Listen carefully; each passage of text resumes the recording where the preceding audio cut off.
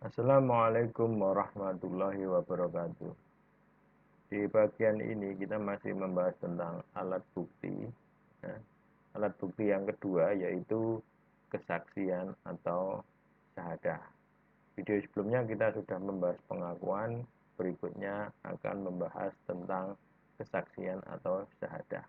Ini ada beberapa sub bahasan, ada pengertian kesaksian, dasar kesaksian, hukum memberikan kesaksian, macam-macam kesaksian, dan juga syarat-syarat kesaksian, syarat-syarat saksi, larangan menjadi saksi, kesaksian anak-anak, kesaksian wanita, kesaksian budak, kesaksian orang fasik, dan kesaksian orang non-muslim. Nah, pengertian tentang kesaksian menurut bahasa, ya, kesaksian atau syahadah itu pernyataan atau pemberitaan yang pasti atau ucapan yang keluar dari pengetahuan yang diperoleh dengan penyaksian langsung atau mengetahui sesuatu secara pasti, ya, mengalami dan melihatnya sendiri. Itu arti secara bahasa. Kemudian menurut cara, kesaksian itu adalah pemberitaan yang pasti, yaitu ucapan yang keluar dan diperoleh dengan penyaksian langsung atau dari pengetahuan orang lain, ya, karena beritanya memang sudah tersebar. Jadi kuncinya penyaksian langsung atau dari pengetahuan orang lain dengan syarat bahwa beritanya itu sudah tersebar.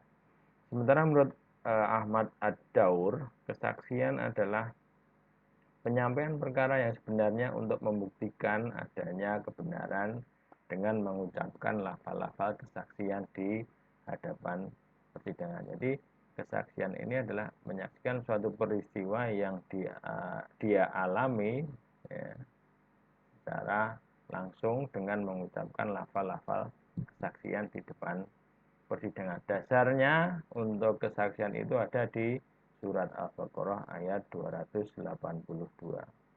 Kemudian mengenai hukum memberikan kesaksian, fardu kifayah, ya, bisa berubah menjadi fardu ain jika ada orang yang mengetahui, tidak ada orang yang mengetahui kasus tersebut kecuali dua orang, maka dua orang tersebut wajib menjadi saksi. Apabila menolak, maka bisa, ya, dipanggil secara paksa. Ini ada beberapa macam kesaksian, ya. Abu Bakar Jabir Al-Jazairi, kesaksian zina harus 4 orang laki-laki, kesaksian semua urusan kecuali zina, saksinya 2 orang laki-laki atau 1 orang laki-laki dan 2 perempuan. Jadi 1 orang laki-laki itu bisa diganti dengan 2 orang perempuan. Kemudian kesaksian harta, saksinya cukup 1 ditambah dengan sumpah. Kesaksian kehamilan, haid dan lain kewanitaan yang tidak boleh dilihat kecuali oleh wanita, kesaksiannya adalah dengan 2 orang perempuan. Ini ada syarat-syarat kesaksian, ya, harus dilakukan di dalam persidangan, kemudian harus dengan lafal kesaksian, saya bersaksi. Jumlah dan syarat orang yang menjadi saksi yang diharuskan sesuai dengan ketentuan syariat. Misalkan kalau zina berarti 4 orang, nah itu kan ketentuannya kan seperti itu. Sementara untuk syarat-syarat bagi saksi harus dewasa, berakal sehat, beragama Islam, adil, mengetahui apa yang dipersaksikan, harus dapat melihat, kemudian harus dapat berbicara. Ini syarat-syarat. Kemudian Ibnu Rus menambahkan harus merdeka dan tidak diragukan itikat baiknya. Merdeka itu bukan budak dan tidak diragukan itikat baiknya, artinya dia tidak mempunyai kepentingan, dia tidak ada keberpihakan kepada salah satu pihak. Sementara Sayyid Sabiq menambahkan memiliki ingatan yang baik dan bebas dari tuduhan negatif atau tidak ada permusuhan dengan pihak yang bersengketa di dalam persidangan. Kemudian ada larangan menjadi saksi, ya. Karena apa? Karena belum dewasa. Kafir juga tidak bisa menjadi saksi, tidak adil. Kemudian ayah dilarang menjadi saksi kepada anaknya atau sebaliknya. Demikian juga ibu dilarang menjadi saksi bagi anak laki-lakinya atau sebaliknya. Menurut Ibnu Qayyim, ya, larangan menjadi saksi ini juga berlaku tuan kepada budaknya atau sebaliknya. Kemudian orang tua kepada anaknya atau sebaliknya.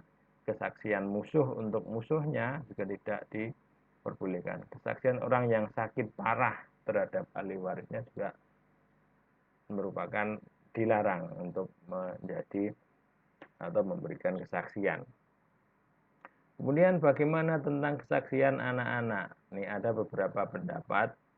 Imam Syafi'i, Abu Hanifah, Imam Ahmad, ya ini salah satu riwayatnya menolak secara mutlak. Ada riwayat lain dari Imam Ahmad, ya, kesaksian anak-anak diterima apabila syarat-syarat lain terpenuhi. Kemudian dalam satu riwayat lagi Imam Ahmad dan Imam Malik, ya, kesaksian anak-anak diterima dalam perkara penganiayaan terhadap sesamanya dan kesaksiannya diberikan sebelum meninggalkan tempat kejadian. Jadi di lokasi kejadiannya harus sudah menyatakan kesaksiannya. Sementara itu Ali bin Abi Thalib, Muawiyah, kemudian Abdullah bin Jubair, Sa'id bin al-Musayyad, Sa'id bin al-Musayyab, kemudian Urwah bin Jubair, Umar bin Abdul Aziz dan lain sebagainya itu menerima kesaksian dari anak-anak. Ini beberapa pendapat tentang kesaksian anak-anak. Ini untuk syarat kesaksian anak-anak harus logis kesaksiannya. Anak laki-laki merdeka, perkaranya diputus dengan hukum Islam, diberikan lebih dari 2 orang anak yang bersaksi. Kesaksiannya harus bersesuaian dan tidak bertentangan, kemudian diberikan sebelum meninggalkan tempat kejadian atau belum terpisah. Kemudian kesaksian mereka untuk sebagian mereka, untuk sebagian yang lainnya. Dalam perkara pembunuhan dan penganiayaan, kesaksian anak-anak itu atas orang dewasa itu tidak dapat diterima. Kemudian dalam hal kesaksian wanita, ya ini dalilnya ada di surat Al-Baqarah ayat 182 seperti yang di depan tadi. Sementara hadis dari Abdullah bin Umar radhiyallahu anhu, Rasulullah SAW bersabda, kesaksian 2 orang wanita itu sebanding dengan kesaksian 1 orang laki-laki. Jadi ukuran 1 orang laki-laki ketika bersaksi itu bisa digantikan dengan 2 orang wanita. Nah, ini ada klasifikasi kesaksian wanita. Dalam perkara yang diputus berdasarkan kesaksian saksi perempuan saja, 1 orang saksi ini untuk perkara yang tidak boleh dilihat laki-laki, misalkan masalah aurat, mengandung, menstruasi. Nah, ini cukup 1 orang saksi perempuan saja. Dalam perkara yang dapat diputus berdasarkan kesaksian dari saksi perempuan dengan disertai saksi laki-laki, contohnya perkara kisos, perkara perkawinan, dan perkara perceraian. Untuk budak ketika bersaksi menurut madhab Imam Ahmad, semua perkara yang pembuktiannya dibenarkan dengan kesaksian dari laki-laki dan perempuan merdeka, maka pembuktian dengan mendengarkan budak laki-laki dan budak perempuan itu diperbolehkan. Sementara untuk madhab Imam Malik dan Abu Hanifah dan Imam Syafi'i, kesaksian budak itu tidak dapat diterima. Kemudian bagaimana kesaksian orang fasik? Menurut Ibnu Qayyim, kesaksian orang fasik dapat diterima apabila memang sudah nyata dia itu adil, ya, dan kefasikannya itu pada hal lain yang tidak membahayakan atau seseorang yang diketahui memenuhi syarat adalah ia adil dan masyarakat mengakuinya meskipun dia fasik dalam hal lain. Maka bisa dikatakan dia itu adalah orang yang jujur dan kesaksiannya dapat diterima. Sementara untuk kesaksian non-muslim, Ibnu Qayyim mengatakan ada dibagi ke dalam 2, yaitu non-muslim yang untuk dan atas sebagian mereka ada dua pendapat, ya, yang membolehkan dan juga ada yang tidak membolehkan.